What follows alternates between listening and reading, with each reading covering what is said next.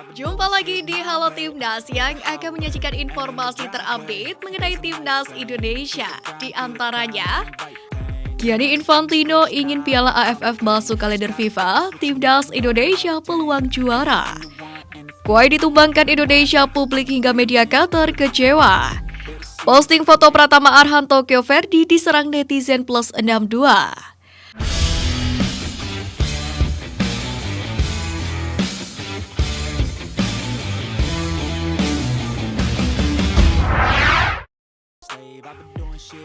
Gianni Infantino ingin Piala AFF masuk kalender FIFA, Timnas Indonesia peluang juara. Eksistensi Piala AFF semakin disorot oleh FIFA. Infantino melihat potensi para pemain di ASEAN yang kian berkualitas. Ia pun siap menjadikan Piala AFF sebagai turnamen yang masuk ke dalam kalender FIFA. Jika Piala AFF 2024 bakal menjadi turnamen resmi FIFA, otomatis Timnas Indonesia dapat diperkuat pemain-pemain terbaik mereka. Pemain-pemain Timnas Indonesia yang berupa di luar negeri seperti Elkan Bagot di Gillingham FC, Sadie Walsh di Cafe Mechelen, Saint Patinama di Viking FK, dan masih banyak lagi. Otomatis bakal diberikan izin masing-masing klub untuk membela skuad Garuda. Berhubung turun dengan skuad terbaiknya, peluang Timnas Indonesia menjadi yang terbaik di Piala AFF terbuka lebar. Kuai ditumbangkan Indonesia, publik hingga media Qatar kecewa. Timnas Indonesia memastikan tampil di Piala Asia 2023 usai menjadi salah satu runner-up terbaik di kualifikasi Piala Asia 2023. Hal ini pun membuat salah satu media Qatar, Doha News, merasa tak suka dengan kelolosan Timnas Indonesia di Piala Asia 2023. Pasalnya mereka sebelumnya menjagokan Kuwait untuk lolos ke Piala Asia ini. Sayangnya Kuwait gagal lolos kan hanya menempati peringkat ketiga grup A Piala Asia 2023. Posting foto Pratama Arhan Tokyo Verde diserang netizen plus 62. Akun media sosial Tokyo Verde mengunggah foto Pratama Arhan di mana ia tampak sumringah dengan senyuman sambil mengacungkan kedua jempol ke arah kamera. Dengan caption Training Camp Day 4, postingan tersebut justru diserang oleh warganet, di mana mereka mengasumsikan bahwa Arhan ke Tokyo Verde hanya untuk menambah followers dan eksistensi klub. Hal itu tidak terlepas dari jarangnya Arhan mendapatkan menit bermain pada musim lalu. Skill nomor 1, alasan Sintayong naturalisasi Justin Hubner dan Ivar Jenner. Permintaan Sintayong menaturalisasi Ivar Jenner dan Justin Hubner bukan tanpa dasar. Penyebabnya, juru taktik asal Korea Selatan tersebut sudah melihat performa Ivar dan juga Justin selama mentas di timnya masing-masing. Selama meniti karir di FC Utrecht, Ivar Jenner bermain sebagai seorang gelandang, di mana ia sudah total melakoni 25 pertandingan dengan koleksi 2 gol di sana. Di sisi lain, sejak didatangkan ke Wolves, Justin Hubner jadi andalan di klub.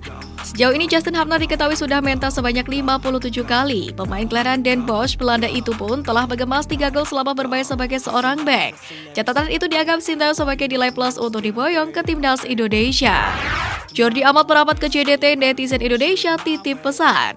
Jordi Amat tampil menjanjikan bersama Timnas Indonesia. Bukan hanya sisi defensif, pemain berdarah Spanyol ini juga memperlihatkan ketenangan saat bermain. Bahkan umpan-umpannya memperlihatkan bahwa Jordi memang punya kualitas Eropa. Setelah skuad Timnas Indonesia dibubarkan, bek Timnas Indonesia itu kembali ke klubnya Johor Darul Takzim. Melalui dari Instagram JDT, Jordi Amat sudah melakukan latihan bersama klub. Tak ayal postingan klub berjuluk Southern Tiger ini dibanjiri netizen Indonesia. Ramai-ramai warganet plus 62 memberikan pesan menitip Jordi Amat dan minta kawan-kawan Malaysia menjaganya dengan baik-baik. Sadie Walsh kembali main penuh bersama dengan Cafe Mechelen. Pemain Timnas Indonesia Sadie Walsh tampil penuh bersama Cafe Mechelen saat bertanding melawan Standard de Liège pada lanjutan Liga Belgia 2022-2023. Sayangnya kali ini ia gagal membantu timnya meraih kemenangan. Cafe Mechelen harus tumbang di tangan Standard de Liège dengan skor 0-2 di Stade Mauricien de France pada Rabu 18 Januari. Sadie Walsh yang main penuh pun tak mampu membantu banyak dalam pertandingan tersebut. Berbeda dari pertandingan sebelumnya, di mana pemain Timnas Indonesia itu menjadi pahlawan tim. Ia berhasil membawa klubnya lolos ke babak semifinal Piala Belgia 2022-2023 lewat golnya di menit-menit akhir pertandingan. Kapten Thailand muak dengan kecurangan Piala AFF. Kapten Timnas Thailand Theraton Buonmatan mengkritik keras Federasi Sepak Bola ASEAN atau AFF kendati baru saja membawa tim Gajah Perang menjuarai Piala AFF 2022. Theraton mengungkapkan pandangannya dengan menyebut Piala AFF butuh menerapkan teknologi video assistant referee atau VAR setelah melihat adanya kecurangan dan kontroversi pada edisi kali ini. Menurut Beck yang menyambut penghargaan pemain terbaik atau MVP Piala AFF 2022 itu, VAR akan membuat kualitas kompetisi jauh lebih baik dan tentunya mengurangi tindakan tak suportif yang belakangan masih saja terjadi di ajang ini. Semua tim yang berpartisipasi adalah tetangga dan saya harap kita tumbuh bersama, kata Theraton Buonmatan. Dilirik klub Jerman, anak asuh Sintayong tak keberatan. Anak asuh Sintayong di Timnas Indonesia, Ramadan Sananta kini menjawab soal rumor diminati oleh salah satu klub Bundesliga atau Liga 2 Jerman yakni FC St. Pauli. Ramadan mengaku tidak keberatan jika harus bermain di luar negeri. Namun soal rumor diminati St. Pauli, dirinya mengatakan hingga saat ini belum ada permintaan resmi dari klub yang berdiri sejak 15 Mei 1910 tersebut. Ia pun masih ingin fokus bersama PSM Makassar yang saat ini berada di papan atas klasemen Liga 1. Legenda Timnas Indonesia ungkap kebobrokan pemilihan ketum PSSI. Legenda sepak bola Indonesia Kurniawan Dwi Yulianto membongkar siasat busuk saat pemilihan Ketua Umum PSSI periode 2016-2020 silam. Saat itu pria yang akrab disapa Si Kurus berhasil lolos verifikasi sebagai calon Ketua Umum PSSI.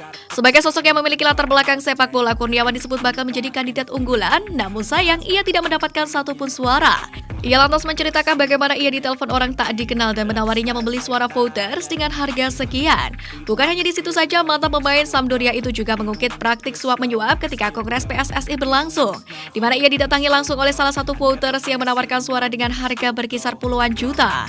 Dahkoda berusia 46 tahun itu pun lantas berharap pada Kongres luar biasa PSSI tahun ini dapat berjalan dengan bersih. Resmi mundur gaji Park Hang-seo paling tinggi dalam sejarah sepak bola Vietnam.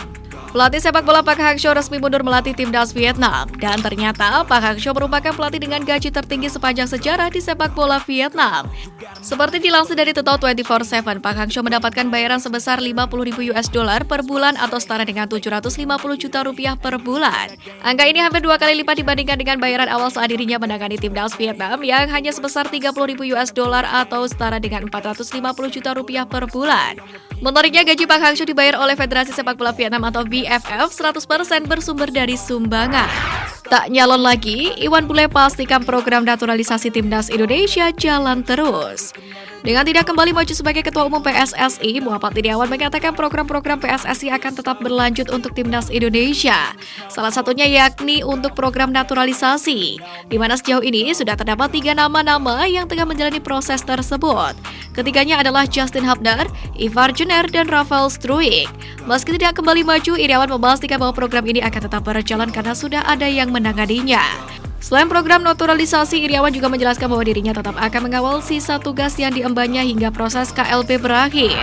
Sempat dilarikan ke RS, Dr. Persija sampaikan kabar terbaru Kapten Timnas U20. Untuk diketahui, Ferrari terkena tackle keras dari mantan pemain Persija Ramdhani Lestaluhu saat laga melawan Bali United di Stadion Patriot Candrabaga Bekasi pekan lalu.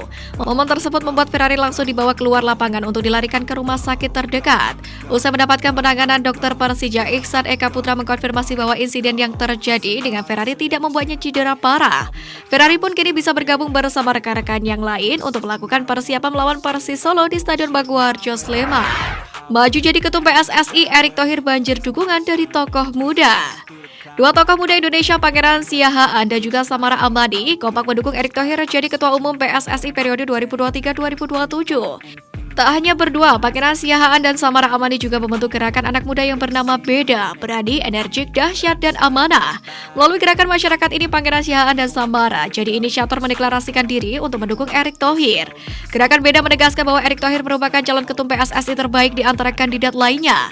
Pangeran mengatakan Erick Thohir merupakan calon terbaik karena memiliki pengalaman manajerial dalam olahraga, terkhusus sepak bola. Sementara Samara Amani menilai Erick Thohir sebagai sosok yang berani untuk membenahi PSSI.